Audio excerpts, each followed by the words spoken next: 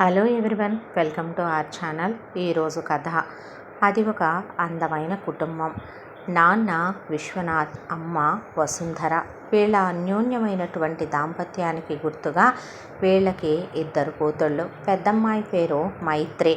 మైత్రి కన్నా మైత్రి చెల్లెలు మైథిలి 3 సంవత్సరాలు చిన్నది. ఇద్దరు ఆడపిల్లలైన జంట మహాలక్ష్ములు పుట్టారు అనే దాంతో పిల్లల్ని ఎంతో సంస్కారంతో, విలువలతో, మంచి బుద్ధితో పెంచుకురావటమే వాళ్ళ జీవిత ధ్యేయంగా పెట్టుకున్నారు వసుంధర, విశ్వనాథ్. విశ్వనాథ్ గారిది ఒక గవర్నమెంట్ ఉద్యోగం, పెద్ద పోస్టు, మంచి జీతం, నిజాయితీ పరుడైన వ్యక్తి ఆయన. వసుంధర భర్త ఒక్కడే సంపాదిస్తే సరిపోదు అనే దాంతో ఖాళీగా ఉండకుండా ఆవిడకి టైలరింగ్ అన్నా, శారీస్ మీద చేసే వర్కులన్నా ఉన్న ఇష్టంతో ఇంట్లోనే ఆవిడ వాళ్ళ కింద ఫ్లోర్లో ఒక పెద్ద బొటిక్ ఓపెన్ చేసుకుని ఆ బొటిక్ని నిర్వహిస్తూ ఉంటుంది. కాలచక్ర ప్రవాహంలో రోజులు గడిచిపోతూ పిల్లలిద్దరూ పెరిగి పెద్దవాళ్ళు అవటం మొదలుపెట్టారు. విశ్వనాథ్కి తల్లిదండ్రుల ద్వారా స్థిరచరాస్తులు కూడా బాగానే వస్తే వసుంధరకి కూడా కొడుకులతో సమానంగా 4 కొడుకుల తర్వాత పుట్టిన ఆడపిల్ల అనే దాంతో పుట్టింటి వారు పిలిచి ఆవిడకి వీళ్ళు ఆశించకపోయినా అమ్మా నాన్నలు కొంత ఆవిడకి ఆస్తిలో వాటా పెట్టి పంపించారు. తినడానికి ఉండడానికి ఏ లోటు లేని ఫ్యామిలీ వీళ్ళదే. పిల్లలు స్కూల్కి వెళ్ళే వయసుకు వచ్చారు. సొంత ఇల్లుందే, చక్కగా 3 అంతస్తుల ఇల్లు. కింద ఒక పోర్షన్ అంతా వసుంధర బొటిక్కి, మధ్యలో వీళ్ళు ఉండటానికి పైన 2 పోర్షన్లు చేయించి అద్దెకు కూడా ఇచ్చేశారు. ఇంటి ముందు కారు, చక్కగా పెద్ద ఖాళీ స్థలం, బోలెడన్ని పళ్ళ మొక్కలు, పూల మొక్కలు, కూరగాయ మొక్కలు, ఆహ్లాదకరమైన వాతావరణం, మంచి మనుషులు, ఇంకా ఎంతెంతో మంచివి వాళ్ళందరి మనసులో. ఇలా పిల్లలిద్దరూ స్కూల్ వయసుకు వచ్చేసరికి చిన్నప్పటి నుంచి మైత్రికి మ్యూజిక్ అంటే చాలా ఇష్టం. చిన్న పిల్లయుండి టీవీలో టేప్ రికార్డర్లో వచ్చే పాటలు తను తిరిగి హమ్ చేస్తూ ఉండేది చిన్నప్పటి నుంచే.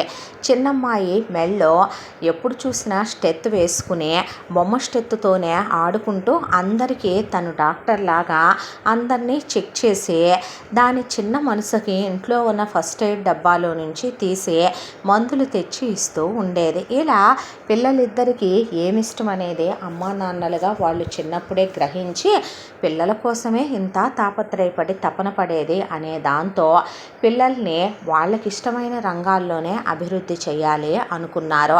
కాలం గడిచే కొద్దీ పిల్లలు చదువు చాలా బాగా చదువుకుంటారు. మైత్రికి చిన్న పాప అప్పటి నుంచి సంగీతం కూడా నేర్పించాలి. కర్ణాటక మ్యూజిక్ దగ్గర నుంచి ఉన్నటువంటి ఇండియాలో ఉన్న అన్ని రకాల సంగీతాలు అమ్మాయికి వచ్చి ఉండాలి అనే దాంతో చిన్నమ్మాయి ఎలాగైనా తను డాక్టర్ అవ్వాలి అనే దాంతో పిల్లలిద్దరినీ ప్రోత్సహించడం మొదలుపెట్టారు.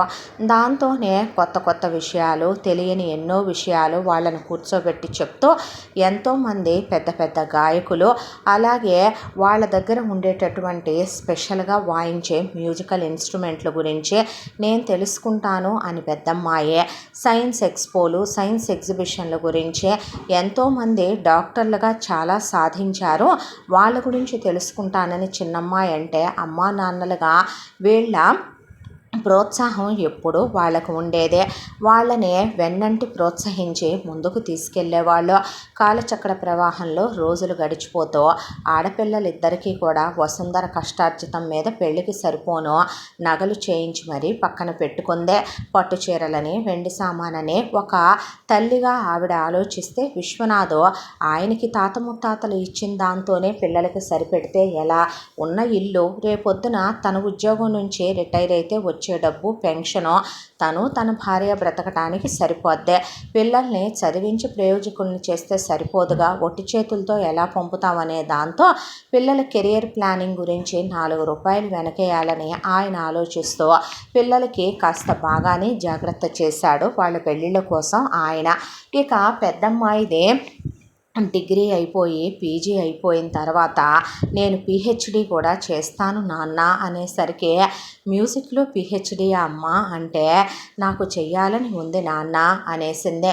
సరే నీ ఇష్టం అన్న తర్వాత పెద్దమ్మాయి చాలామంది గాయకుల్ని కలిసి దాంతోపాటు వాళ్ళ దగ్గర ప్రత్యేకంగా ఉండే శృతులు నేర్చుకుని ప్రత్యేకంగా ఉండేటటువంటి మ్యూజికల్ ఇన్స్ట్రుమెంట్స్ వాయించడం నేర్చుకుని చాలా ఖరీదైన మ్యూజికల్ ఇన్స్ట్రుమెంట్స్ అన్నీ తెప్పించి పెద్దమ్మాయికి గిఫ్ట్ చేసే అమ్మా నాన్నలు పెద్దమ్మాయి చదువు కంప్లీట్ అయిపోయింది. దాంతోపాటు పెద్దమ్మాయి కచేరీలు కూడా చేస్తూ ఉండేది. దేశ విదేశాల్లో కూడా పెద్దమ్మాయిని రమ్మనమని కచేరీలు చేయటానికి ఆహ్వానిస్తే, ముందు పెళ్లి చేసుకోవా తల్లి, వీటి గురించే ఆలోచిస్తావా అంటే, పెళ్ళి చేసుకోవాలా, మరి చేసుకోవా, పెళ్ళి వయసు ఎంతే 18, ఇప్పుడు నీ వయసు ఎంత 26 కూడా దాటిపోలే, ఇంకా పెళ్ళి చేసుకోకుండానే ఉంటావా అమ్మా అనేసరికి, సరే నాదొక ఆల్బమ్ ఉంది, అది రిలీజ్ అయిన తర్వాత ఆలోచిస్తానులే అందే.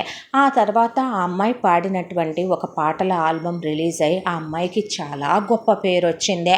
ఆ తర్వాత చిన్నమ్మాయి ఎంబీబీఎస్లో జాయిన్ అయ్యి ఎంబీబీఎస్ ఫైనల్ ఇయర్ చదువుకుంటోంది.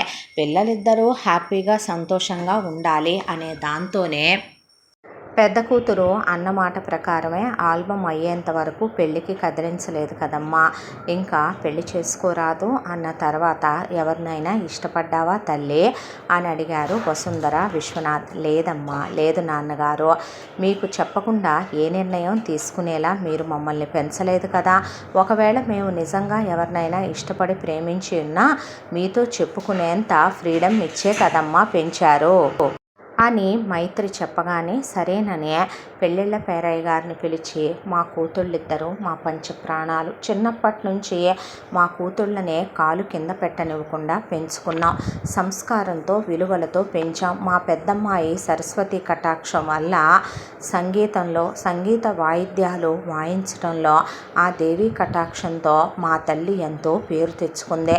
ఈ మధ్య కచేరీలవి కూడా చేస్తోంది.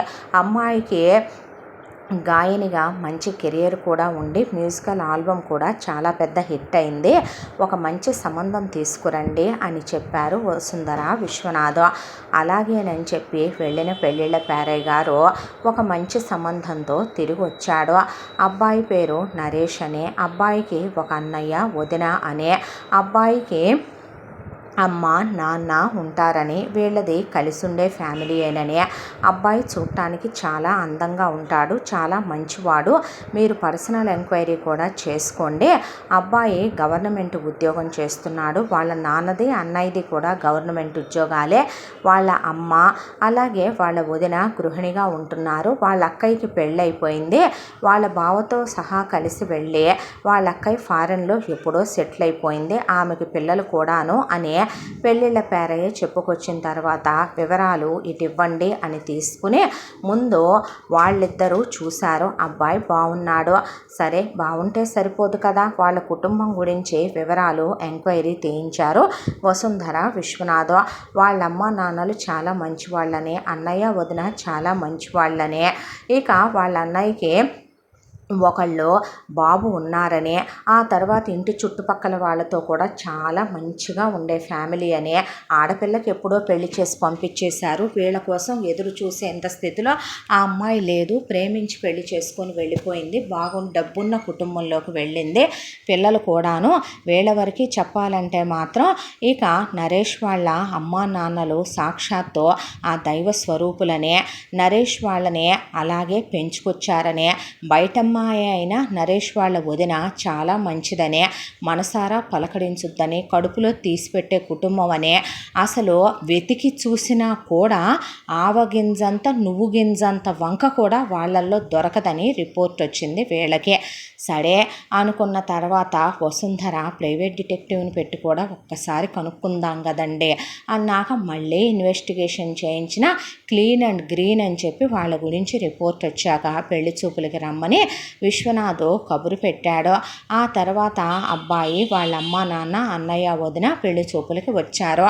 వచ్చిన అంతా దాంట్లో మైత్రి నరేష్ని చూసింది. నరేష్ మైత్రిని చూశాడు. మైత్రి చూడటానికి చాలా బాగుంటుంది. ఇక నరేష్ విషయానికి వస్తే అబ్బాయికి ఇప్పటిదాకా పెళ్లి చేయలేదని అనుకుంటారేమోనండి. ముందే చెప్తున్నాం, మా అబ్బాయికి కెరీర్ పిచ్చి. చదువులో పడే ఎంటెక్ వరకు టైం తెలియలేదు. ఆ తర్వాత ప్రమోషన్లని వాడి తలకాయని చదువు మీద కాన్సన్ట్రేషన్ చేస్తూ కూర్చున్నాడా, ఆ తర్వాత కెరియర్ మీద కాన్సన్ట్రేషన్ చేస్తూ కూర్చున్నాడా. 5-6 సార్లు అబ్రాడ్ కూడా వెళ్ళొచ్చాడు. ఇక ఇప్పటికీ వాడు అనుకున్న పొజిషన్ వచ్చింది. ఎవరిని ప్రేమించలేదు, ఇష్టపడలేదు. దాంతోనే అరేంజ్డ్ మ్యారేజ్ కని వచ్చాము. ఇక వీడు మా పెద్దబ్బాయి గవర్నమెంట్ జాబ్లోనే ఉన్నాడు. ఈ అమ్మాయి మా కోడలు, హౌస్ వైఫ్. వీడు నా మనవడు. నా కూతురు ఏ రోజో సెటిల్ అయిపోయింది. దానికి 2 పిల్లలు. ఇక వీరిది గవర్నమెంట్ ఉద్యోగమేనండి. నేను గృహిణినేనని చెప్పింది నరేష్ వాళ్ళ అమ్మ. ఆ తర్వాత ఏమ్మా అబ్బాయి నచ్చాడా అన్నాక ఒక్కసారి మాట్లాడతానని మైత్రి అన్నాక నరేష్ మైత్రితో చాలా ఇంప్రెసివ్గా, నిజం చెప్పాలంటే ఆ అమ్మాయిని ఇక ఇలాంటి అబ్బాయిని కాదనుకుంటే లైఫ్లో మళ్ళీ అలాంటి భర్త దొరకడేమో అన్నంతగా ఆ అమ్మాయిని నిన్ను నేను సపోర్ట్ చేస్తాను, ఎంకరేజ్ చేస్తాను.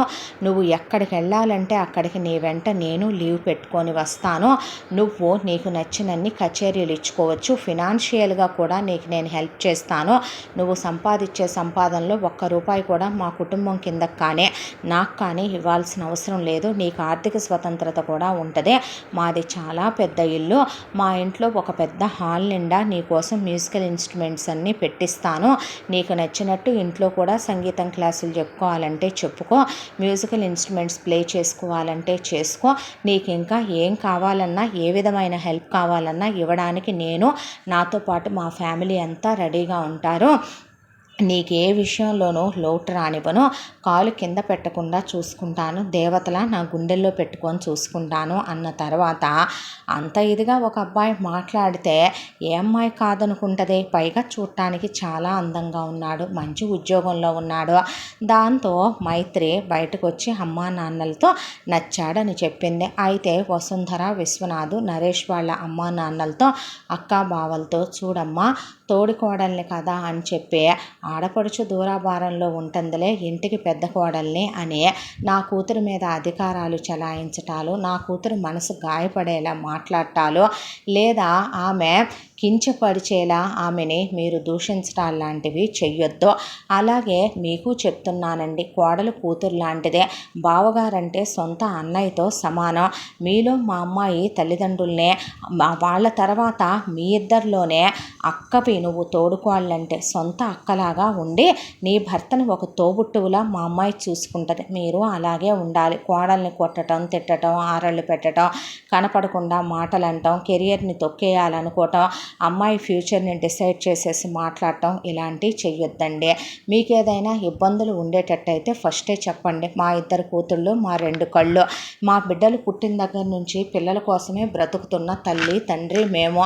వాళ్ళకంట కన్నీరు వస్తే మా గుండెల్లో నుంచి రక్తం చిమ్ముద్ది అని చెప్పారు వసుంధర, విశ్వనాథ్. చచ్చా, నా పెద్ద కోడలు నాకు 2వ కూతురు, మీ అమ్మాయి నా 3వ కూతురు అనుకుంటాను. నా కూతురు కన్నా నా కోడళ్ళంటేనే నాకు ఎక్కువ ఇష్టం. ఎక్కడో దూరాభారంగా ఉంటుంది కాబట్టే అన్న తర్వాత మీరేమి మా అమ్మాయిని ఒట్టి చేతులతో పంపిస్తాం అనుకోకండి అన్న తర్వాత మాకేమీ కట్న కానుకలు వద్దు, మీరు పెట్టుకోవాలనుకున్నది మీ అమ్మాయికి పెట్టుకోండి అని చెప్పేసిన తర్వాత అలాగే నన్నారు. ఎంగేజ్మెంటు మేము జరిపిస్తామని వసుంధర వాళ్ళంటే పెళ్ళి మేము జరిపించుకుంటామని నరేష్ వాళ్ళ అమ్మ నాన్న చెప్పి ఎంగేజ్మెంట్ అయిపోయింది. మధ్యలో చాలా ప్రేమగా నరేష్ ఫోనుల్లో మాట్లాడేవాడు, గిఫ్ట్లు పంపించేవాడు, బయట కలిసేవాడు, బయటికి తీసుకెళ్ళేవాడు. చెప్పాలంటే చాలా పవిత్రంగా ఉండేవాడు. ఆ అమ్మాయి పక్కనే ఉన్న మిస్బిహేవ్ చేసేవాడు కాదు. ఆ అమ్మాయితో చాలా రొమాంటిక్గా మాట్లాడేవాడు. ఆ తర్వాత ఇద్దరికి పెళ్ళి చాలా గ్రాండ్గా జరిగిపోయింది. పెళ్ళైపోయిన తర్వాత అప్పగింతల రోజున నిజం చెప్పాలంటే పుట్టిన దగ్గర నుంచి ఎప్పుడు పిల్లల్ని వదిలిపెట్టి ఉండని అమ్మా నాన్నలకైనా అప్పగింతలు అనేది తప్పని క్షణం. దాంతోనే గుండెల్లో దుఃఖం పొంగుకొస్తున్న కూతుర్ని ధైర్యంగా ఉండమని ఆ అమ్మాయి పట్టుకొని ఏడ్చేసిన ఇక మీదట నీ అత్తారిల్లే నీ ఇల్లమ్మ, మీ అత్తమామలే నీ అమ్మా నాన్నలు, మీ బావగారు నీకు అన్నయ్యలాగా, నీ తోడుకోడలు సొంత అక్కలాగా ఇంట్లో పాలల్లో తేనెలా కలిసిపోవాలి అని చెప్పి అప్పుడప్పుడు చెల్లిని తీసుకొని మేము వస్తూ ఉంటాంగా, మీరు వచ్చి వెళుతూ ఉండండి అని కూతుర్ని పంపించారు. ఆ తర్వాత సత్యనారాయణ వ్రతం రిసెప్షను అయిపోయాక వదిన హనీమూన్కి పంపించేద్దాంగా, మాకు అంత సాంప్రదాయాలు ఇళ్లల్లో ఫస్ట్ నైట్లు చేయాలనేది ఏమీ లేదులేండి అని వసుంధర అంటే, అమ్మమ్మ భలే మాటే, మాకు చాలా పట్టింపులు ఉన్నాయి. గర్భాధానం మా ఇంట్లోనే జరగాలి, అత్తగారింట్లోనే శోభనం జరగాలనేది మాకు తరతరాలుగా వస్తున్నటువంటి ఆనవాయితీ.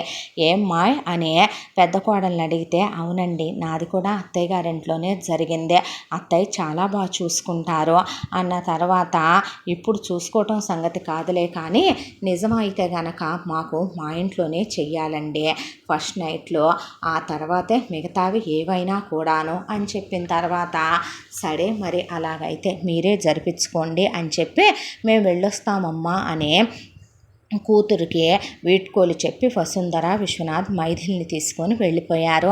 ఆ తర్వాత ఫస్ట్ నైట్ ఏర్పాట్లు చాలా గ్రాండ్గా చేసి మైత్రికి పాల గ్లాస్ ఇచ్చి గదిలోకి పంపించారు. గదిలోకి వెళ్ళిన మైత్రి దేవతలా ఉంది చూడటానికి. ఆ తెల్ల చీర, మల్లెపూలు, నగలు దగదగా మెరిసిపోతోంది.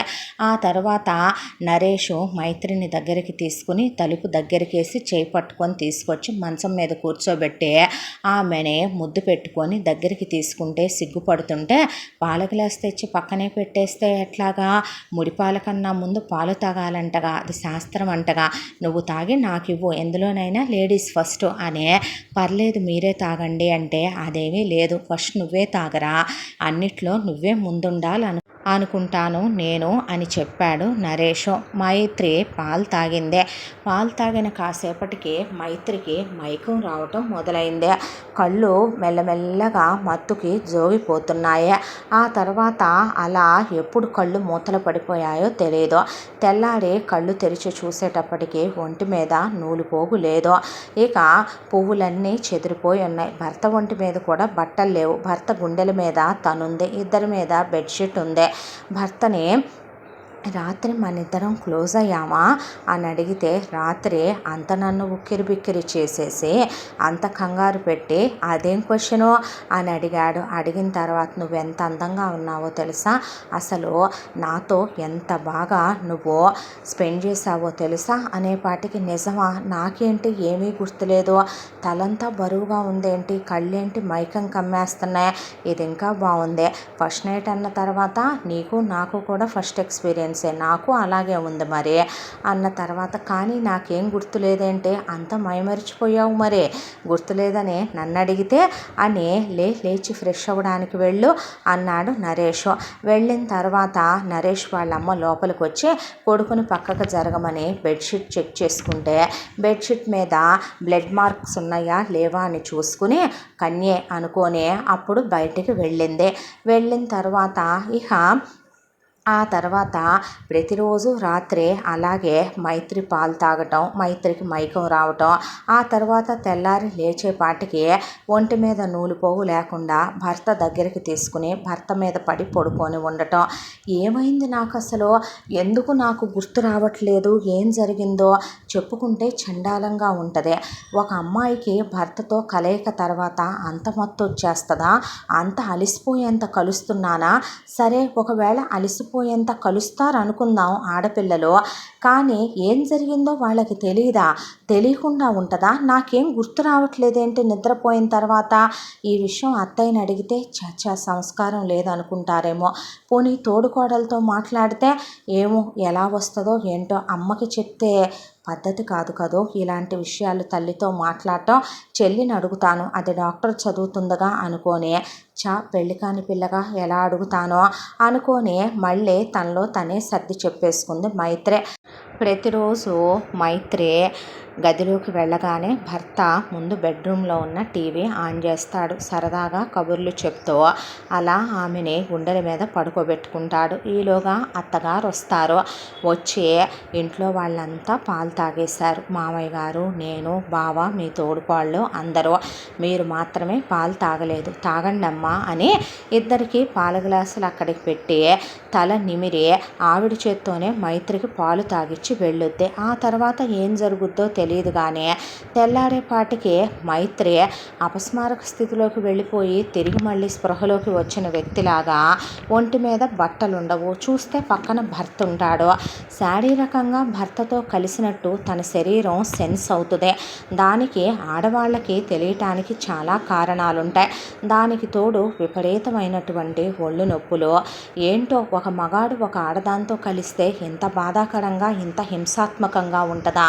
చెప్పుకోరాని చోట్ల కూడా చాలా బాధ కలుగుతో ఒళ్ళంతా గాయపరిచిన గుర్తులు, గోటి గుర్తులు, పంటి గుర్తులు ఉంటే భర్తని బాత్రూంలోకి వెళ్ళి చూసుకొని స్నానం చేసి వచ్చాక నువ్వు నన్ను మరీ రఫ్గా హ్యాండిల్ చేస్తున్నావా ఏంటి? ఒళ్ళంతా ఈ గాయాలేంటి?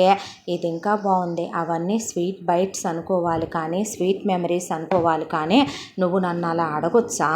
ఇది ఇంకా బాగుంది. నీతో కాక ఎవరితో నాకు ఏ డ్రీమ్స్ ఉన్నా, నీతో కాక నేను ఎవరితో క్లోజ్ అవుతానో, ఎవరితో నేను సన్నిహితంగా ఉంటానో, వైఫ్ అండ్ హస్బెండ్ అన్నాక ఒకళ్ళనొకళ్ళు ఆ టైంలో హర్ట్ చేసుకుంటారు కొన్ని సిచ్యువేషన్స్లో.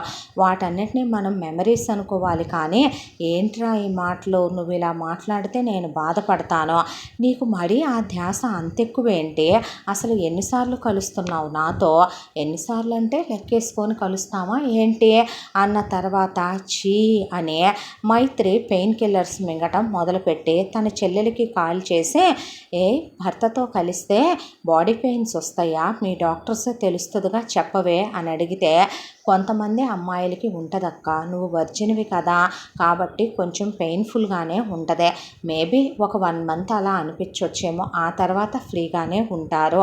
దీని గురించి ఏమీ టెన్షన్ పడకు. నీకేదన్నా ప్రాబ్లం అయితే రా, మా మ్యామ్ ఉన్నారు గైనిక్, ఆవిడ దగ్గర చూపించుకుందు కానీ. చచ్చా అంత ప్రాబ్లం ఏమీ లేదులేవే అన్న తర్వాత సరే అనేసింది మైథిలి. ఆ తర్వాత మైత్రి పీరియడ్స్ వచ్చాయి అంది. పీరియడ్స్ వచ్చినప్పుడు కూడా సేమ్ స్పృహలో లేకుండా పడిపోవటం, తెల్లాడేసరికి ఒంటి మీద బట్టలు లేకుండా ఉండటం. నాకు పీరియడ్ టైంలో సెక్స్ నచ్చదు, ఎందుకు ఆ టైంలో కూడా నాతో నువ్వు క్లోజ్ అవుతున్నావు? నాకు ఓవర్ బ్లీడింగ్ అయిపోతుంది, స్టమక్ పెయిన్ వస్తుంది, నడుములన్నీ నొప్పులుగా ఉన్నాయి, ఒళ్ళంతా విపరీతమైన పోట్లు, చెప్పాలంటే చెప్పుకోరాని చోట కూడా చాలా బాధగా ఉంటుంది ఒళ్ళంతా. అర్థం చేసుకోవా ప్లీజ్ అన్న తర్వాత నువ్వు నన్ను అర్థం చేసుకోవా ప్లీజ్? నేను అసలు నీకు దూరంగా ఉండలేకపోతున్నాను, నన్ను దూరం పెట్టకు. నువ్వు ఎంత అందగత్తెవో తెలుసా?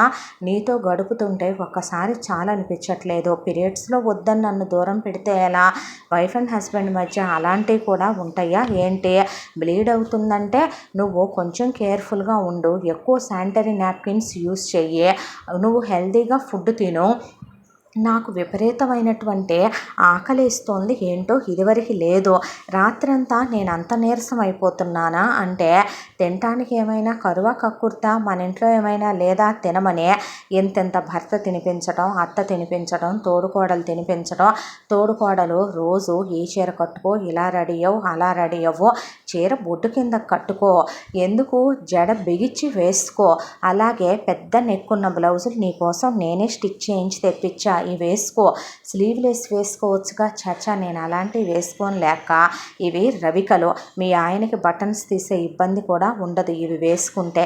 ఎందుకక్క ఇలాంటివన్నీ? ఆ టైంలో ఎంత రొమాంటిక్గా ఉంటే మొగుళ్ళు అంత మాట వింటారమ్మా మరి అనేసరికి అత్తగారు తల్లో పువ్వులు పెట్టుకో, కాళ్ళకు గోరింటాకు పెట్టుకో, చేతులకి గోరింటాకు పెట్టుకో, ఈ సెంటు సీసాలు వాడు, ఇగో నీకోసం ఈ చీరలు తీసుకున్నాను, ఇవి కట్టుకో, నువ్వు చిన్నపిల్లవి ఒళ్ళు కనపడే చీరలు కట్టుకుంటే తప్పేమీ లేదు అని అత్తగారు చెప్పటం. ఇంత ఒకళ్ళు మన మీద రెస్పెక్ట్ చూపిస్తూ, కేర్ చూపిస్తూ, ఎంత సపోర్ట్ చేస్తూ, వాళ్ళు ప్రతి విషయంలో కూడా ఇవి తిను, అవి తిను, ఇవి తాగు, అవి తాగు అంటాం.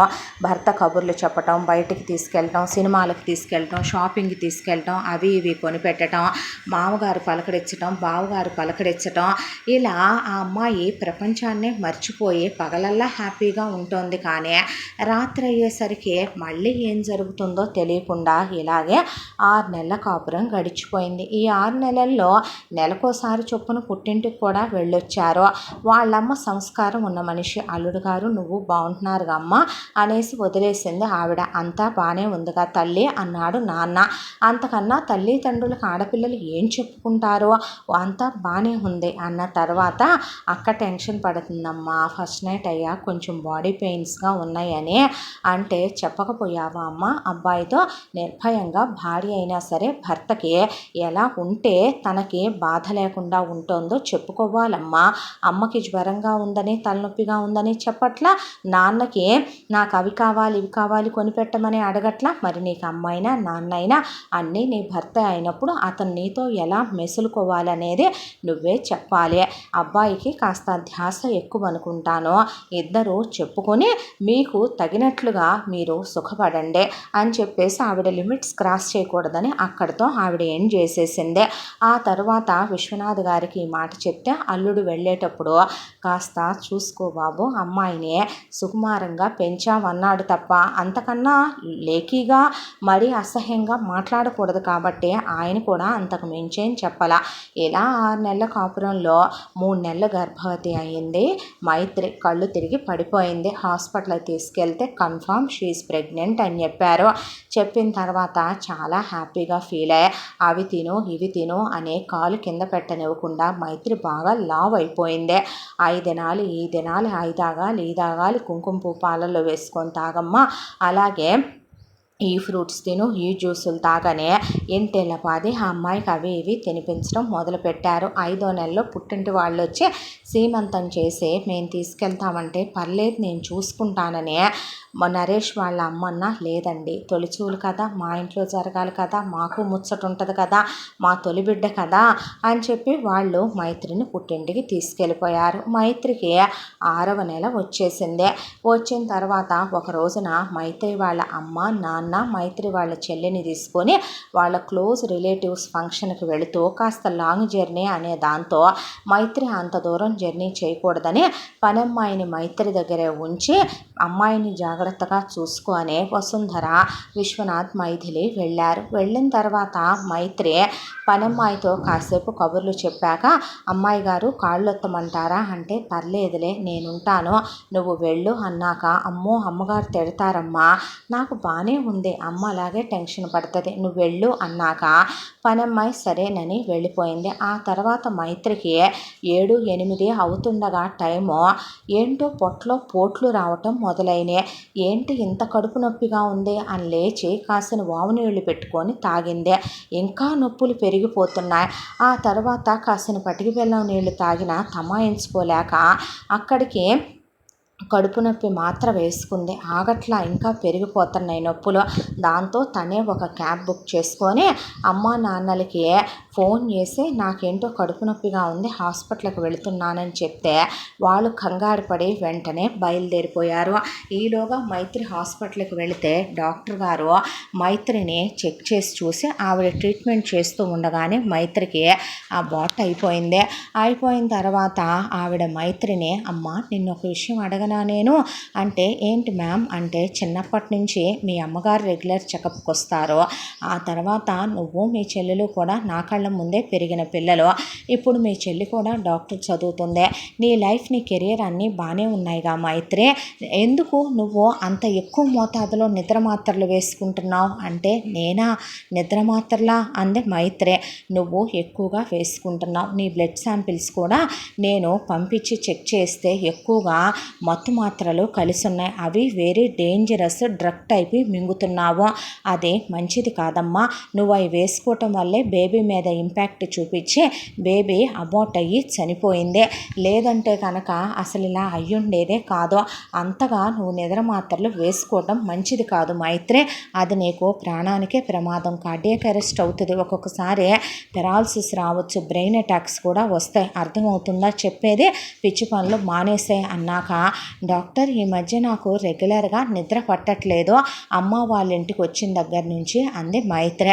మరి అంత ఎక్కువగా నిద్ర మాత్ర మాత్రలు మింగి సడన్గా ఆపేసావా ఏంటి?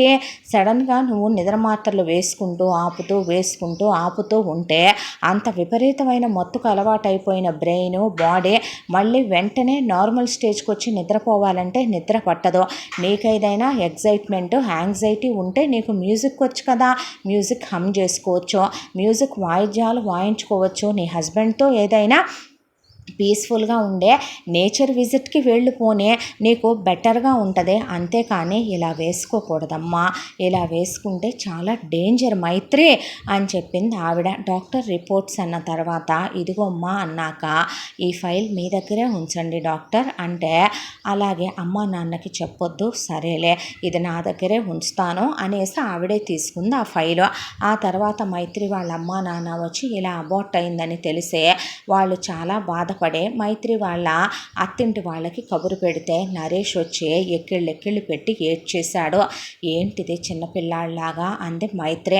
నరేష్ వాళ్ళ అమ్మ అగ్గి మీద గుగ్గిలం అయిపోయి మైత్రి వాళ్ళ అమ్మ నాన్నల్నే నేను వద్దో మొర్రో దేవుడో అన్నా, మీరు వినలేదు, అసలు నా మాట వినుంటే పోయేది కదండి, కాలు కింద పెట్టకుండా చూసుకోవద్దా కడుపుతో ఉన్న పిల్లని, అలాగెలాగ వదిలేసి ఊరెళ్ళారండి, అసలు ఎందుకైందండి అబార్షను అంటే కాస్త వేడి చేసి ఆ టైంలో కేర్ ఎక్కువ ఉండాలి కదా అని డాక్టర్ గారు ఇంకేం చెప్పకపోతే వేడి చేయటం అంటే చల్లటి పదార్థాలు పెట్టుకోవద్దా మీరు అని ఒకవైపున మైత్రి వాళ్ళ తోడుకోడలు అత్త, మైత్రి వాళ్ళ మామగారు మా మనవడి మీద మనవరాలి మీద ఎన్నో ఆశలు పెంచుకున్నాం, మేము ఇలా చేసేసారేంటి బావగారు అంటే మా తమ్ముడి కొడుకు కూతురు పుడతారనుకున్నామని మైత్రి వాళ్ళ బావ నా బిడ్డని కడుపులోనే పోగొట్టేసుకున్నానని నరేష్ బాధపడ్డ తర్వాత మైత్రిని ఒక 10 రోజులు ఉన్నాక మా కోడల్ని మేము తీసుకెళ్ళిపోతాంలేండి, ఇక నుంచి ఏ పురుడు వచ్చినా మేమే పోయించుకుంటాంలేండి, మా కోడలు మళ్ళీ ఇప్పుడు నీళ్లు పోసుకొని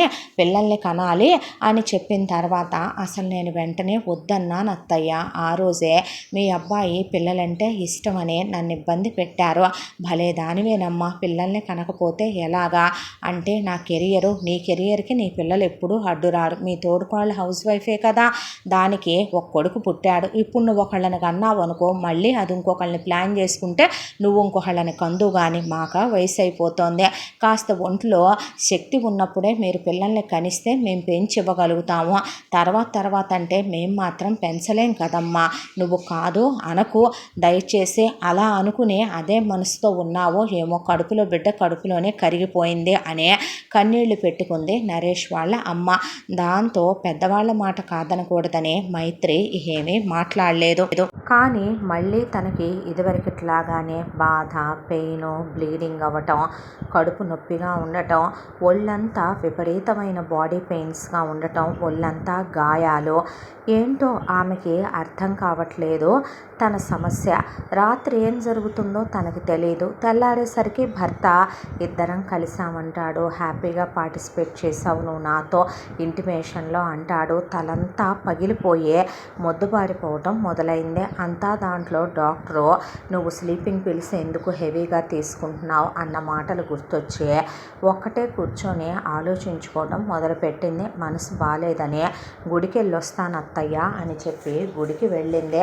ఆ గుడికి వెళ్ళిన దగ్గర దేవుడి వైపే చూసి కూర్చొని, భగవంతుడా అసలు నాకేం జరుగుతుందయ్యా, నాకేమీ అర్థం కావట్లేదు, నా భర్త నా ఒంటి మీద చెయ్యేస్తే నేను అంత స్పృహ లేకుండా ఆయనతో మమేకమైపోయి శారీరకంగా కలుస్తున్నానా, ఒకవేళ కలిసినా అవి మధుర స్మృతులుగా నాకు తెల్లారికి ఒక్కటైనా గుర్తు రావాలి కదో, అలాంటిదే నాకు అసలు అంత అపస్మారక స్థితిలోకి నేను ఎందుకు వెళ్ళిపోతున్నానో, డాక్టర్ నన్ను స్లీపింగ్ పిల్స్ మింగుతున్నాను అంటోందేంటి, అసలు ఏం జరుగుతుందయ్యా అని తల పని చేయక దేవుడి వైపే చూస్తూ ఆలోచించుకుంటుంటే ఎందుకో మనసు కీడు శంకించిందే. దాంతోనే చదువుకున్న అమ్మాయి కాబట్టి ముందు అక్కడి నుంచి మార్కెట్కి వెళ్ళి తను చాలా చిన్నగా ఉండే ఒక సీక్రెట్ కెమెరా కొంది. ఆ కెమెరాలో వాయిస్ రికార్డ్ అయ్యి దాంతోపాటు వీడియో కూడా రికార్డ్ అయ్యే కెమెరా అది తీసుకొని ఒక చిన్న బొమ్మ తీసుకుంది. ఆ బొమ్మలో ఆ కెమెరా పెట్టించింది. ఆ తర్వాత అక్కడి నుంచి ఇంటికి వచ్చి వాళ్ళ బెడ్రూమ్లో ఎవరికి కనిపించకుండా రూమ్ అంతా కూడా పడే విధంగా ఒక మూలకి షోకేస్లో ఆ బొమ్మని పెట్టిందే. ఆ తరువాత కూర్చొని ఆలోచిస్తుంటే రోజు ఉదయం నుంచి రాత్రి భర్త టీవీ పెట్టి భర్త తనతో మాట్లాడి అత్తగారు పాలు తెచ్చిచ్చి ఆ పాలు తాగేంత వరకు తనకు అన్నీ గుర్తుంటున్నాయి. అంటే పాలల్లో ఏమైనా అనుమానిస్తున్నానా ఏమో తెలియట్లేదు, కానీ ఆలోచించాల్సిన విషయం ఇదే అనిపించి అత్తగారు ఎప్పట్లాగానే ఆ రోజు కూడా పాల గ్లాసులతో లోపలికి వచ్చిందే. ఆ తర్వాత అత్తగారు పాలు తాగించబోతే కాసేపు ఆగి తాగుతానులే అత్తయ్య అన్న తర్వాత అత్తగారు సరేనని కొడుకు వైపు చూస్తూ వెళ్ళటం గమనించింది మైత్రే. అత్త బయటికి వెళ్ళిన కాసేపటికి నరేష్ పాల గ్లాస్ తీసుకుని బాగా వీక్గా ఉన్నావు, నీరసం అయిపోతున్నావు, బలం లేదు, ఇలా అయితెన్నో ఈతెన్నో అనకూడదు, తాగు పాలని తాగిస్తే ఒక పావు గ్లాస్ తాగిన తర్వాత నాకేంటో పాలు తాగాలంటే అలా ప్లెయిన్గా ఏదోగా ఉంది, చాక్లెట్ తేవా ఫ్రిడ్జ్లో ఉంది అని అడిగేసరికి సరే నేను వచ్చేసరికి కంప్లీట్ చేయి అన్నాక ఆ పాలు పక్కనే ఉన్న సింకులో వంపేసి మూతికి పాలు రాసుకొని అలా కూర్చుంది. తాగేసావా అన్నాడు. నువ్వేగా తాగమన్నావు అన్నాక గుడ్ గర్ల్, ఇదిగో చాక్లెట్ అని చాక్లెట్ తిన్న తర్వాత ఇద్దరు పడుకున్నారు. మత్తయితే వచ్చేసింది, కానీ మైత్రికి రోజుటంత మత్తు రోజుటంత ఒళ్ళు తెలియకుండా అయిపోయినంత రాలేదు. కాకపోతే బాగా అపస్మారక స్థితిలోకి వెళ్ళిపోకుండా తను అచేతనంగా పడుంది. మాట్లాడలేకపోతుంది, కానీ ఏం జరుగుతుందో తను సెన్స్ చేయగలుగుతుంది. భర్త కాసేపటికి తను పడుకుందా లేదా అని కన్ఫర్మ్ చేసుకుని లేచి వెళ్ళి పక్కనే ఒక బుక్ తీసుకుని అక్కడ ర్యాకింగ్ చైర్ ఉంటే అందులో కూర్చున్నాడు. ఆ తరువాత తలుపులు తీసుకొని ముందు మామ లోపలికి వచ్చాడు. వచ్చిన తర్వాత అత్త 2 ట్యాబ్లెట్లు తీసి మామకిచ్చే సరసుడివే, ఈసారి మాత్రం పోయే పిండాన్ని కాదు ఉండే పిండాన్ని వేసి రావాలి దాని కడుపులో, అర్థమవుతుందా అని చెప్పిన తర్వాత మామ తన ఒంటి మీద బట్టలన్నీ తీసేశాడు. ఆ తరువాత ఒక్కొక్కటిగా మైత్రి ఒంటి మీద బట్టలు తీసే శారీరకంగా ఆమెతో క్లోజ్ అయ్యే, నోటితో చెప్పలేని విధంగా చెవులతో వినలేని విధంగా ఆమె శరీరాన్ని గాయపరుస్తూ చివరికి బయట డబ్బులిచ్చి ఒక వేశ్య దగ్గరికి వెళ్ళే మగాళ్ళు కూడా అంత కిరాతకంగా ఒక వేశ్యని అంత అసభ్యంగా అబ్యూస్గా బిహేవ్ చేసే హింసాత్మకంగా వాళ్ళతో క్లోజ్ అవ్వరేమో, అంత భరించలేని విధంగా ఆమెతో క్లోజ్ అయ్యి ఒక 2-3 సార్లకి ఇక నా ఓపిక అయిపోయింది, కానీ దీని మీద నా మోజు తీరట్లేదు అన్నాక ఎంతసేపు ఉంటావు నానా, నీదవ్విపోతే మళ్ళీ నేను రావద్దా ఏంటి లేలే అనే వచ్చాడు లోపలికి. వచ్చి రావటంతోనే ఫస్ట్ నేను వెళ్తానంటాను, నువ్వు ఎంగిల్ చేశాకే నేనంటావు, మొదటి రాత్రి నుంచి ఇదే గొడవ, ఇక నుంచి షిఫ్ట్లు మార్చుకుందాం, ఫస్ట్ నేను వెళ్ళి నేను వాడేసిన తర్వాతే నువ్వు వాడుకో దీన్నే అన్న తర్వాత సర్లేరా అని మామ ఏమన్నా ఉందరా, అప్పుడే ఫ్రెష్గా ఉన్న వర్జిన్ కదా, దాన్ని వాడుతుంటే వస్తున్న ఎంజాయ్మెంటే వేరు అనేసరికి మరే అది కూడా ఫస్ట్ టైము నువ్వే జరిపావుగా అనేసి తండ్రిని పక్కకి నెట్టేసి నరేష్ వాళ్ళ అన్నయ్య బట్టలోడు తీసి క్లోజ్ అవ్వబోతే నరేష్ వాళ్ళ వదిన ఇదిగో ఇదిగో నువ్వు ట్యాబ్లెట్లు వేసుకో, ఈసారైనా సరే దాని కడుపులో నిలిసే పిండాన్ని పంపించు, అత్తయ్య నేను ఎంత కష్టపడ్డామో అది కాస్త వచ్చినట్టే వచ్చి పోయి నా కడుపు అని చెప్పి మొగుడిని బట్టలు పక్కన పడే అని చెప్పి మళ్ళీ మైత్రిని శుభ్రం చేసి మైత్రికి సెంటు జల్లి ఇక క్లోజ్ అవ్వమనమని బయటికి వెళ్ళిపోయింది మొగుడుతో సరసంగా బుగ్గగిల్లే. ఆ తర్వాత మైత్రిని ఎంత భయంకరంగా అంటే అసలు మానవ మాతృలు ఎవ్వరూ ఒక ఆడదాన్ని అలా ట్రీట్ చేయరేమో అన్నంత భయంకరంగా ఒకవైపున వీడియోలు పెట్టుకొని వాటిల్లో చూపించిన విధంగా ఆ అమ్మాయిని కొరికేసి రక్కేసి నానా నరకానికి గురి చేసి మైత్రి కళ్ళల్లో నుంచి ధారలుగా నీళ్లు కారిపోతున్నాయి, కళ్ళు తెరిపిళ్ళు పట్టల్లా. కానీ ఏం జరుగుతుందో ఆమెకు అర్థమవుతోంది. అరకన్నులు మూసుండటం వల్ల ఆమెకి కనపడుతోంది, కానీ శరీరం అచేతనంగా పడిపోయింది. అంటే పావు గ్లాసు పాలు తాగితేనే తన పరిస్థితి ఎలా ఉంది, రోజు ఫుల్ గ్లాస్ తాగుతున్న తన పరిస్థితి ఎలా ఉందా అనే అమ్మా నాన్నలు గుర్తొచ్చారు. చిన్నప్పుడు నాన్న చిన్న సూది గుచ్చుకుంటేనే అల్లాడిపోయేవాడు. అమ్మ చెయ్యి కాలుద్దేమో, చెయ్యి తెగుద్దేమోనని వంట కూడా చేయనివ్వలేదు. చెల్లెలకి తనంటే పంచప్రాణాలు. చెల్లెన్నా తనన్నా అమ్మా నాన్నలకి ఎంతో అపురూపం. తనని అమ్మా నాన్నలు అంత అపురూపంగా పెంచి పెద్ద చేసే ఇలాంటి వాడిగా ఇచ్చి చేశారు. చివరికి తన జీవితం వేశ్య కన్నా హీనమైపోయి కట్టుకున్నవాడు పక్కన కూర్చొని తన అన్నకి తన తండ్రికి తనని పంచుతున్నాడా, ఏం జరుగుతుంది ఇక్కడ అనేది ఆ అమ్మాయికి అర్థం కాక తెలతెలవారుతూ ఉండగా ఇక 4-5 సార్లు ఆ అమ్మాయితో క్లోజ్ అయ్యి నరేష్ వాళ్ళ అన్నయ్య ఇక నీరసించిపోయి లేచి నుంచున్న తర్వాత ఆ అమ్మాయి మీద నరేష్ లేచి వచ్చి ఒక బెడ్షీట్ కప్పి ఆ అమ్మాయిని పక్కకు తోసేశాడు. ఆ తర్వాత గదిలోకి ఒక వయసులో ఉన్న 25 ఏళ్ల కుర్రాడు వచ్చాడు. ఇంకా ఎంతమందిరా నా శరీరాన్ని మీరు హింసాత్మకంగా నరకానికి గురి చేసేది అనే మైత్రి అనుకుంటూ ఉండగానే మైత్రి భర్త ఒంటి మీద బట్టలన్నీ తీసి ఆ కుర్రాడు తీసేసి వాళ్ళిద్దరూ క్లోజ్ అయ్యారు. ఆ అమ్మాయికి ఒక్క క్షణం పాటు అసలు ఏం జరుగుతుందో ఏమీ అర్థం కాని స్థితి అయిపోయింది. ఆ తర్వాత అవతల వాడు బట్టలు వేసుకొని వెళ్ళిపోయి మైత్రి మొగుడు మాత్రం బట్టలు లేకుండా మైత్రిని మళ్ళీ మీదకు లాక్కొని గుండెల మీద పడుకోబెట్టుకొని కొన్ని వాడిపోయిన పూలు తన మీద వేసుకొని ఏం ఎరగనట్టు పడుకున్నాడు. అంటే రోజు జరుగుతుంది ఇదే అన్నమాట. వీడు గే ఫెలో అన్నమాట.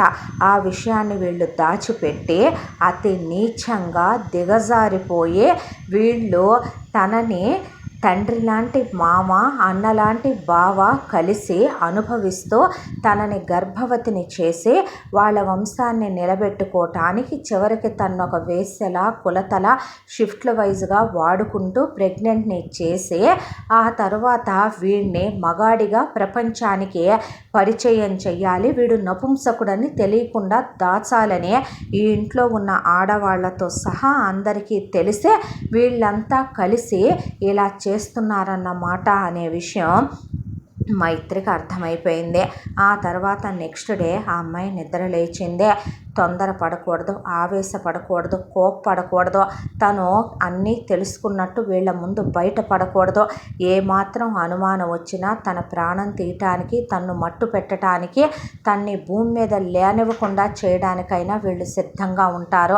అంత క్రిమినల్ ఫ్యామిలీ వీళ్ళది అనే రోజుట్లాగానే లేచి ఆ తర్వాత రాత్రంతా నువ్వు అసలు మామూలుగా ఎంజాయ్ చేయలేదు తెలుసా నాతో అని మొగుడు బుగ్గగిల్లితే ఏం మాట్లాడకుండా కడుపులో దావాలను జ్వాలలు రేగుతున్నా, గుండె అగ్నికీలలతో మండిపోతున్నా భరించి లేచి స్నానం చేసే ఒళ్ళంతా గాయాలే చూసుకుంటే. ఆ నరకం గుర్తొచ్చి తన శరీరాన్ని చూసుకొని బాత్రూంలో అద్దంలో తనకే కళ్ళల్లో నుంచి గట్టిగా ఏడ్చే ఇది కూడా లేదు కాబట్టి ధారలుగా నీళ్లు కారిపోయినాయి. తర్వాత మొగుడు ఆఫీస్కి వెళ్ళిపోయాడు. మామ బావ అన్ని రోజులుగా గమనించలేదు కానీ తన వైపు అదోలా చూసుకుంటూ తండ్రి కొడుకులు సైగ చేసుకుంటూ ఆ తర్వాత బయటికి వెళ్ళిపోయారు. ఆ తర్వాత ఫ్రెష్ అయ్యి కూర్చున్న తర్వాత మైత్రి ఆలోచించుకొని ముందు బొమ్మని తీసుకొని దానిలో ఉన్న కెమెరా తీసుకున్న తర్వాత ముందు ఆ బెడ్షీటు అవి ఏవైతే ఉంటాయో రాత్రంతా కలిసినే అవన్నీ తీసేసి ఆ పక్కనే ఉన్నటువంటి లాండ్రీ బ్యాగులో వేసి ఉంచారు.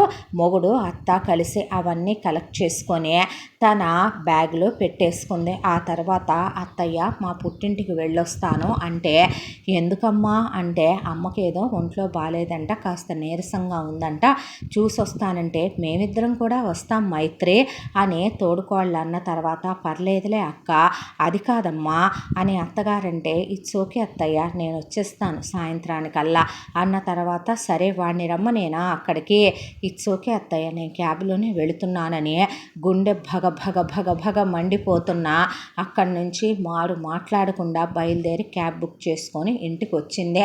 ఇంటికి వచ్చేసరికి ఇంట్లో వాళ్ళ అమ్మ చెల్లెలు ఉన్నారు. అమ్మ నాన్నగారికి ఫోన్ చేయి అంటే ఏమ్మా చెయ్యమ్మా అన్నాక ఫోన్ చేస్తే విశ్వనాథ్ వచ్చాడు.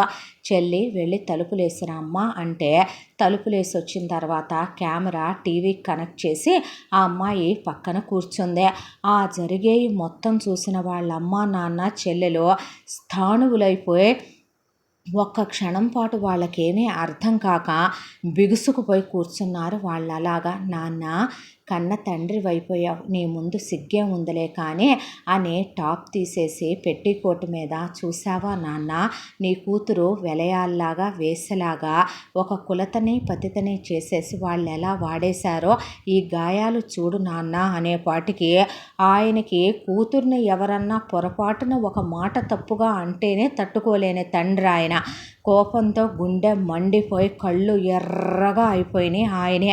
వసుంధర వెక్కిళ్ళు పెట్టి ఏడుస్తుంటే మైథిలి, వదిలేస్తావా డాడీ వాళ్ళని, వదిలేస్తే ఇలాగే రేపొద్దున ఎంతోమంది ఆడపిల్లల జీవితాలు ఇలాంటి వెధవల కింద నాశనం అయిపోతాయి డాడీ అనేసరికి, నేను వెళ్ళనమ్మా ఇంకా అక్కడికి వెళ్ళి ఇంకా వాళ్ళ కింద నేను నలిగిపోయే ఈ ఓపిక సహనం నాకు లేవమ్మా అనేసరికి వసుంధర దగ్గరికి లాక్కునేపాటికి అన్నాళ్ళుగా ఉన్న దుఃఖం కట్టలు తెంచుకొని ఆ అమ్మాయి శరీరంతో ఆటాడుతుంటే ఏం జరుగుతుందో కూడా తెలియని స్థితిలో ఉన్న ఆ అమ్మాయి అసహాయతకి నిస్సహాయతకి సాటి ఆడదానిగా తల్లికే గుండె పగిలిపోయిందే.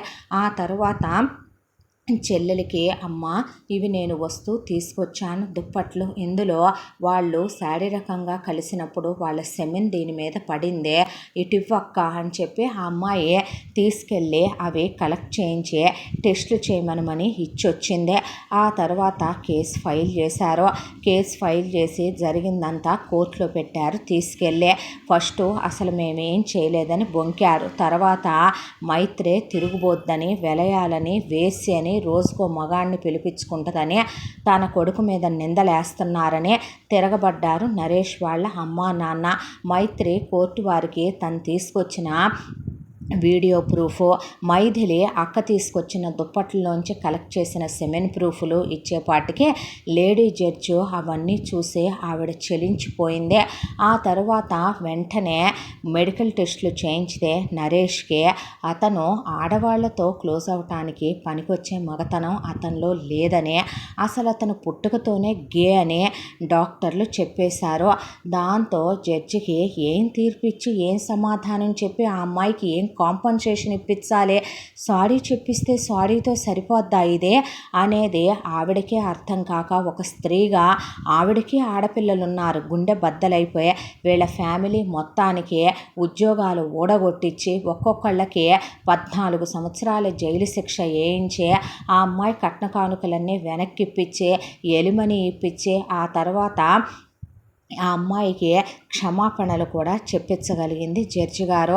అంతకు మించి ఇకేమీ చెయ్యలేకపోయానమ్మా అని పర్సనల్గా ఆవిడ కూడా కళ్ళల్లో నీళ్లు పెట్టుకుందే. ఆ తర్వాత తీర్పు వచ్చాక చెప్పు తీసుకొని బయట ప్రెస్ మీడియా అందరు వస్తే వాళ్ళ ముందే మైత్రి నరేష్ చెంపలు వాళ్ళ అమ్మాయి వాళ్ళ నాన్నయ్య వాళ్ళ అన్నయ్యయ్యే వాయించి, వావి వరసలు లేని కుక్క, నీకు ఒక కూతురు ఉంది కదరా, ఎలా చేయగలిగావురా నాతో అలా, ఒరే మీ ఇద్దరికి ఒక అక్క ఉంది కదరా, మీకు నాలో మీ అమ్మ కనపడలా మీ అక్క కనపడలా, చీ నీతి జాతి లేని వెధవల్లారా అన్న తర్వాత వాళ్ళని తీసుకెళ్ళిపోయారు జైలుకి. ఆ తర్వాత మీడియా వాళ్ళు మైకులు తీసుకొని గుమ్మిగూడితే మైత్రి వాళ్ళ అమ్మ, వద్దమ్మా వెళ్ళిపోదామంటే, లేదమ్మా నేను మాట్లాడతాను అన్న తర్వాత మీడియా వాళ్ళని కూర్చోండి అన్న తర్వాత మైక్ తీసుకుందే. చూడండి, నేను పుట్టినప్పటి నుంచి అల్లారు ముద్దుగా అమ్మా నాన్నలు పెంచితే పెరిగిన ఒక ఆడపిల్లనే.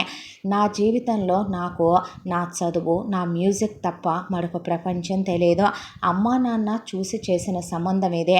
చాలామంది జనాలు ఎంక్వైరీ చేయలేదా అనుకుంటారు. మా అమ్మా నాన్నలు చాలా ఎంక్వైరీ చేశారు.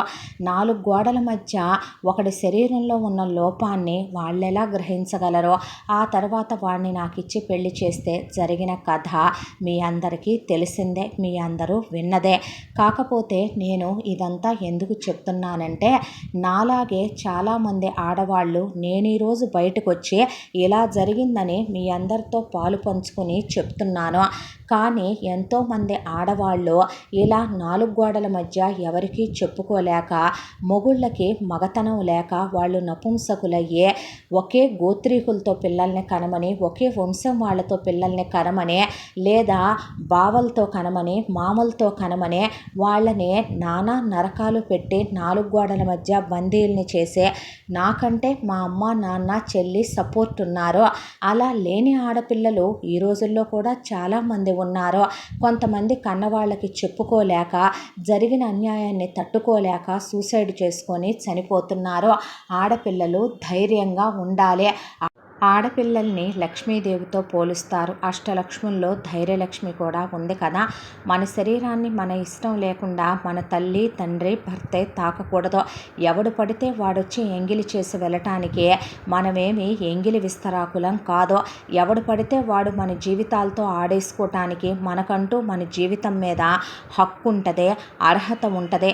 ఎందుకు భయపడాలి? మనమేం తప్పు చేసాం? నిజానికి నన్ను పెళ్లి చేసుకున్న వెధవ పుట్టుకతో వాడు పెళ్లి చేసుకోవటానికే పనికిరాడు.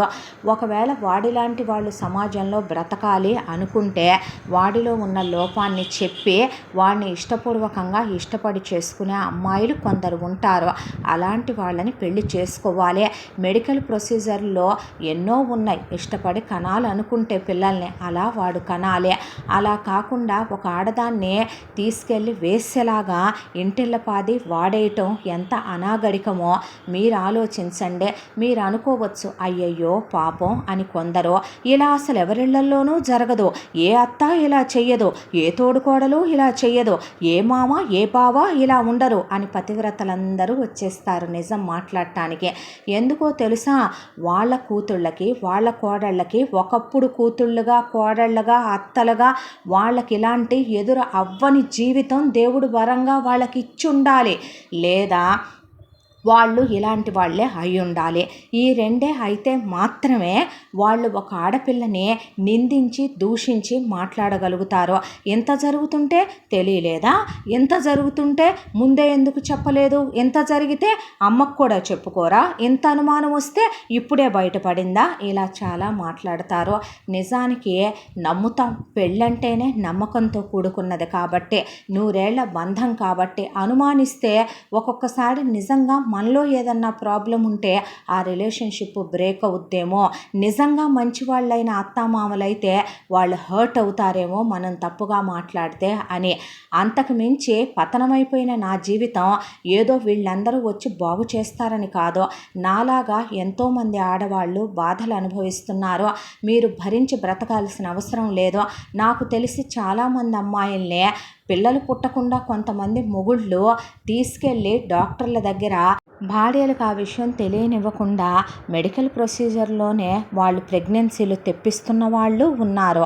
ఇలా ఎంతోమంది తప్పుడు పనులు చేస్తున్నారు. ఆడదంటే అబల కాదు, సబల. ఏం చేసినా ఎవరేమన్నా పడుండటం నేర్చుకోకండి అని చెప్పి నా కథ అందరికీ కనువిప్పు కావాలని కోరుకుంటున్నానని అక్కడి నుంచి మైత్రి వెళ్ళిపోయింది. ఆ తర్వాత మైథిలి MBBS అయ్యి MDకి వెళ్ళబోతూ, అక్క నువ్వు 4 గోడల మధ్య ఉండాల్సిన అవసరం ఏమీ లేదు. ఎవరికి భయపడాల్సిన అవసరం లేదు. మన మీద ఎవరి సానుభూతి చూపించాల్సిన అవసరం లేదు. ఎవరి జాలి మనకు అక్కర్లేదు. మన అమ్మ నాన్న మనకు సపోర్ట్గా ఉన్నారు. మన ఫ్యామిలీ మనకి హెల్ప్ఫుల్గా ఉంది. నువ్వు చదువుకున్నావు, నువ్వైనా ఇక్కడ మ్యూజిక్కే కదా నేర్చుకున్నావు. నేను MDకి వెళుతున్నాను, నువ్వు అక్కడే అప్లై చేసుకుని ఫారెన్ మ్యూజిక్ కూడా నేర్చుకుందో కానీ పదక్క వెళ్ళిపోదాం అని చెప్పి ఇండియా నుంచి మైత్రిని అబ్రాడ్ తీసుకెళ్ళిపోయింది మైథిలి. ఆ తర్వాత మైత్రికి అదే అమ్మాయి మ్యూజిక్ నేర్చుకునే దగ్గర ఒక మ్యూజిక్ కంపెనీ ఓనరు కొడుకు అక్కడికి వచ్చి మ్యూజిక్ మీద ఇంట్రెస్ట్తో ఆ అబ్బాయి కూడా నేర్చుకుంటుంటే ఇద్దరు ఫ్రెండ్స్ అయ్యారు. ఆ తర్వాత మంచి పరిచయం. ఆ పరిచయంతో ఆ అబ్బాయి ఒక రోజున మైత్రికి ప్రపోజ్ చేశాడు. ప్రపోజ్ చేస్తే మైత్రి ఏ విషయాన్ని దాచకూడదు అనుకుందే.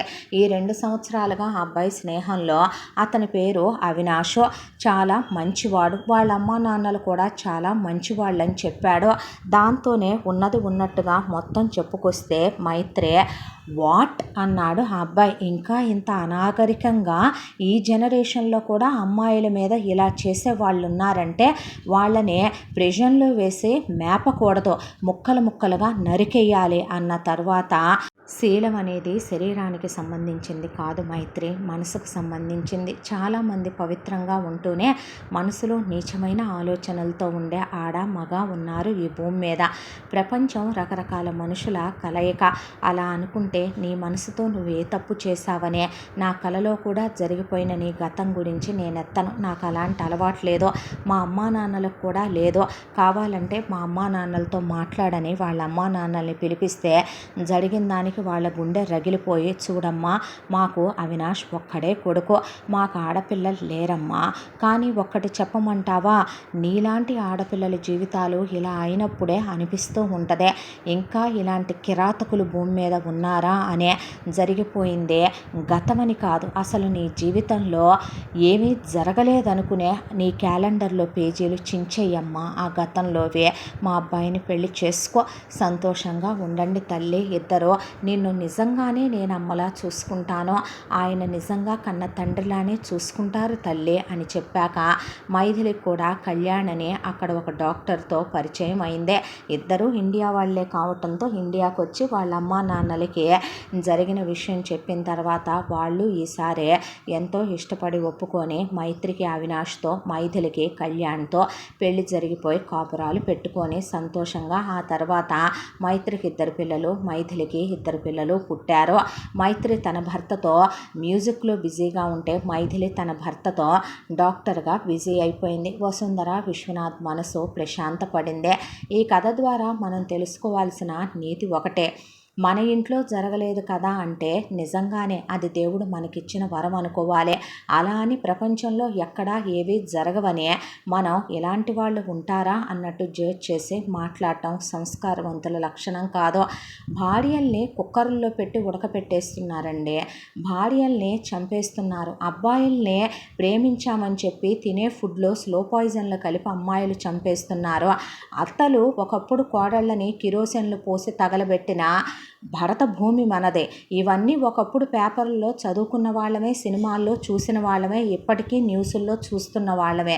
భార్యలను చంపిన భర్తలు, భర్తలను చంపిన భార్యలు, కోడళ్ళను చంపిన అత్తామామలు, అత్తామామల్ని గెంటేసిన కోడళ్ళు అందరూ కలిసి ఉన్నటువంటి ప్రపంచమే మనం ఇప్పుడు ఉంటోంది. రకరకాల మనుషులు ఉన్నారు ఈ ప్రపంచంలో. అలాంటి ఏమీ జరగలేదు, ఇలాంటి ఏమీ జరగలేదంటే మన పక్కింట్లో ఎదురింట్లో ఏం జరుగుద్దో, ఎవరి మనసులో ఏముందో కూడా మనమే చెప్పేయగలమా? కొన్ని అనుభవించే వాడికి మాత్రమే తెలుస్తే. పక్కన ఒడ్డు మీద ఉన్నవాడికి, నీళ్లల్లో దిగిన వాడికి తేడా ఒకటే, వాడికి ఆ నీళ్ల లోతు తెలుసు, వీళ్ళు ఒడ్డున ఉన్నారు కాబట్టి సేఫ్ అనుకునే దాంతో ఎదుటి వాళ్ళ మీద రాళ్ళేసే, మట్టి చల్లి బురద చల్లే మాటలు మాట్లాడకూడదు. అది చాలా పెద్ద తప్పు. ఈరోజు మైత్రి ధైర్యంగా బయటకు వచ్చిందే.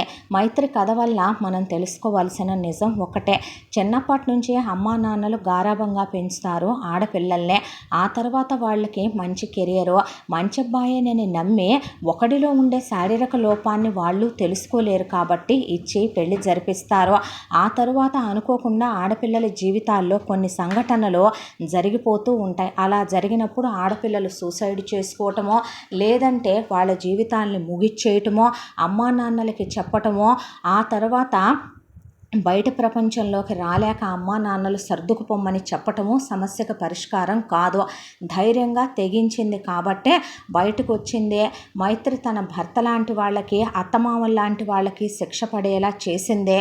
రేపటి తరానికి ఒక ఇన్స్పిరేషన్గా నిలిచింది కాబట్టే రేపు ఎవరైనా ఆడపిల్లలు ఏదైనా రాంగ్ డెసిషన్ తీసుకోవాలనుకున్నప్పుడైనా ఒక్క క్షణం ఆలోచిస్తారు. తప్పు జరిగితే దానికి సూసైడ్ మాత్రమే కాదు, మనం చేసుకుని మన జీవితాన్ని ముగించేయటం కాదు మనం చేయాల్సిందే, మనకి మరో లైఫ్ కూడా ఉంది. ప్రపంచంలో చెడ్డవాళ్ళైన నరేష్ ఫ్యామిలీ లాంటిదే కాకుండా దేవత లాంటి అవినాష్ అమ్మా నాన్నలు ఉన్నారు. నిజంగా మైత్రిని ఎంత జరిగినా వాళ్ళొక మాటని దెప్పకుండా, జరిగిన విషయాన్ని పొడిచి ఆ అమ్మాయిని హింసించకుండా, ఆ అమ్మాయి శీలవతి కాకపోయినా ఆ విషయం కూడా అనకుండా, శీలం శరీరానికి సంబంధించింది కాదు మనసుకు సంబంధించిందనే గుండెల్లో పెట్టుకొని చూసుకునే అవినాష్ లాంటి భర్తలు ఉన్నారు, అవినాష్ అమ్మా నాన్న లాంటి అత్తామామలు ఉన్నారు, మైత్రి ఫ్యామిలీ లాంటి అమ్మా నాన్న చెల్లి సపోర్ట్ చేసేవాళ్ళు ఉన్నారు భూమి మీద. ఎవరు ఉన్నా ఎవరు లేకపోయినా ఒక క్షణం ధైర్యంతో అడుగేయాల్సిన క్షణాలు జీవితంలో వచ్చినప్పుడు ధైర్యంగా నిలబడాలి తప్ప మన లైఫ్ని ఎవరో కోసం మనం పనిష్ చేసుకుంటూ ముగించేయకూడదు అనేది మనం మైత్రి కథ ద్వారా తెలుసుకోవాల్సిన నీతి. ఇంతటితో ఈ కథ పూర్తి. మళ్ళీ మరొక మంచి కథతో కలుసుకుందాం. తప్పకుండా మన ఛానల్ని లైక్ చేయండి, షేర్ చేయండి, సబ్స్క్రైబ్ చేయండి, బెల్ ఐకాన్ క్లిక్ చేసి ఆల్ అనే బటన్ని ప్రెస్ చేయడం మర్చిపోకండి. ఎంత మంచి కథను మనకు అందించిన కథా రచయిత్రి సాయి లలిత గారు. మరో మంచి కథతో కలుసుకుందాం. Thank you so much.